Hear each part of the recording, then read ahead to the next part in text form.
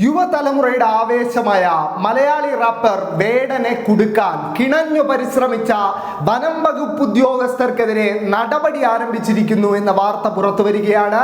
വേടനെതിരെ ശ്രീലങ്കൻ ബന്ധമടക്കം ആരോപിച്ച് മാധ്യമങ്ങളുടെ മുമ്പിലെത്തിയ Kodanad range officer അതീഷിനെയാണ് ഇപ്പോൾ സ്ഥലം മാറ്റിയിരിക്കുന്നത്. വനം വകുപ്പ് മേധാവി നൽകുന്ന അന്തിമ റിപ്പോർട്ടിന്റെ അടിസ്ഥാനത്തിൽ കൂടുതൽ നടപടികളും ഈ ഉദ്യോഗസ്ഥനെതിരെ സ്വീകരിക്കുമെന്ന് വനം വകുപ്പ് മന്ത്രിയുടെ ഓഫീസ് അറിയിച്ചു. ഇപ്പോൾ സ്ഥലം മാറ്റൽ എന്നൊരു നടപടിയാണ് സ്വീകരിച്ചിരിക്കുന്നത്. അത് ഒരു പ്രാഥമിക നടപടിയായി മാത്രമേ കണക്കാക്കാനാവൂ. കാരണം നമുക്കറിയാവുന്ന പോലെ വേടൻ എന്ന റാപ്പറിനെ എന്ന ഗായകനെ കുടുക്കുവാനായി കിണഞ്ഞ പരിശ്രമിച്ച ഒരു വിഭാഗമായിരുന്നു വനം വകുപ്പ്.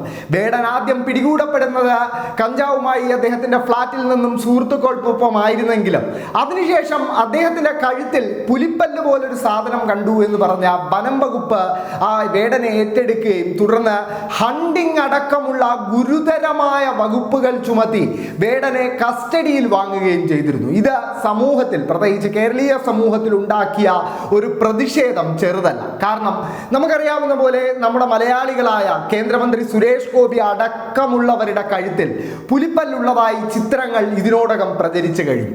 പക്ഷെ ആ പുലിപ്പല്ലിനൊന്നും ഇല്ലാത്ത ആകുലത എന്തിനാണ് വനം വകുപ്പ് വേടന്റെ കഴുത്തിലെ ഈ പുലിപ്പല്ലിൽ കാണിച്ചു എന്നൊരു ചോദ്യം ഉയരുന്നുണ്ട്.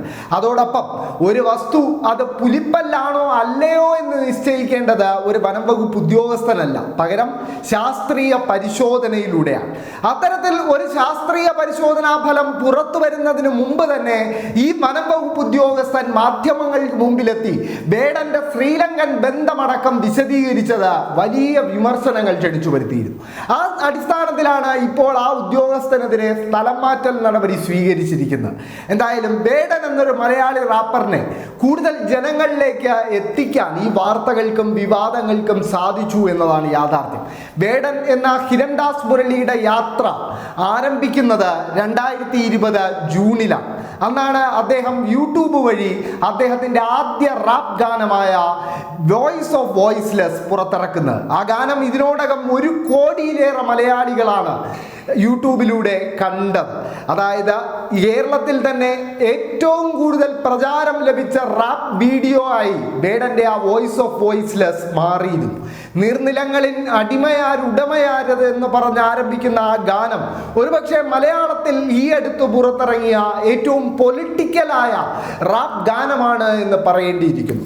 അതിനുശേഷം 2021 വാ എന്നൊരു ഗാനവും അതേ വർഷം തന്നെ ബുദ്ധനായി പിറ എന്നൊരു മറ്റൊരു ഗാനവും വേടൻ പുറത്തിറക്കിയിരുന്നു. എന്നാൽ വേടന്റെ ഏറെ നിരൂപക പ്രശംസ നേടുന്ന ഗാനം സോഷ്യൽ ക്രിമിനൽ പുറത്തിറങ്ങുന്നത് 2023 ആ വാക്കിലെ ചില വരികൾ ഉത്തമരെല്ലാരും കല്ലെറിഞ്ഞേ കല്ലുകൊണ്ട് എൻ്റെ മുഖം മുറിഞ്ഞേ എന്നാരംഭിക്കുന്ന ആ വരികൾ ഏറ്റുപാടാത്തൊരു മലയാളി യുവാവ് ഉണ്ടാകില്ല എന്ന് പറയേണ്ടിയിരിക്കുന്നു. കാരണം അത്രമാത്രം പ്രചാരം ആ വരികൾക്ക് ഇൻസ്റ്റാഗ്രാം പോലെയുള്ള മാധ്യമങ്ങളിലൂടെ ലഭിച്ചു കഴിഞ്ഞു.